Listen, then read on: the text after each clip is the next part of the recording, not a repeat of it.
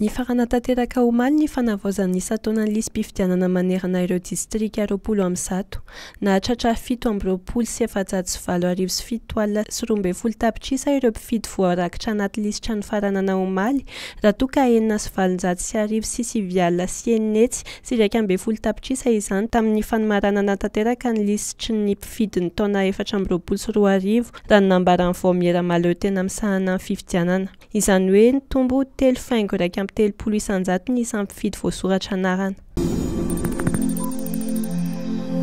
Natomboka androany ny asa fanamboarana ny lalam-pirenena 10 izay mampitohy any Ambovombe sy Andranovory. Tao am-panino nataony lanonana fametrahana ny vady fehizoro izay notarihan'ny filoham-pirenena Andry Rajoelina. Ny banky iraisam-pirenena no mamatsy vola izany tetikasa izany ary isan'ireo tonga tany an-toerana Yatou Seck izay solotena ny banky iraisam-pirenena miasa eto amintsika. Tao aorian'ny lanonana dia nidina teny amin'ny ampahan'ity lalam-pirenena ity izy nijery fotony sy nampafantatra ireo mponina izay nifanena tamin'ny fisian'ny tetikasa sy ny fotoam-pavitany izany.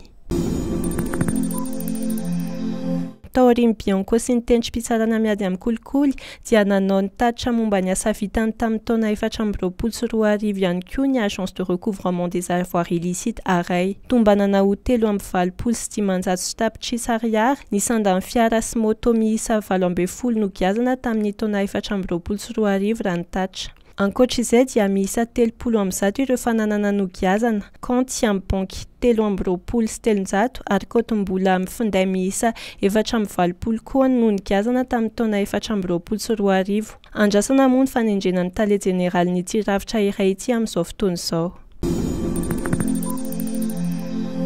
Mitentina 5,70 tapitrisa $, na manodidina ny 7,50 sy 700 lavitrisa ariary ny teti-bola natokana ho an'ny tetikasa fanajariana ny lalatsara sy ny fanamorana ny varotra PACFC andiany fahatelo. Ho an'ny faritra atsimo dia izy ny tetikasa fanamboarana sy fanatsarana ny lalana makany amin'ny Seranatsambony Tuléar-Asbeira. Eo ihany koa ny fanarenana ny lalam-pirenena RNT 55 mampitohy an'ny Bevoay sy Morombe, ny fanamboarana tetezana, ny fanarenana ny lalana makany amin'ny Seranam-piaramanidiny Morombe ary ny fanavaozana ny bureau fahatseranana amin'ny alalan'ny centre de liquidation vaovao sy brigade canine vaovao ho fanamafisana ny fifandraisana ara-barotra. Ny Banque africaine ny fampandrosoana moa no mamatsy vola io tetikasa io.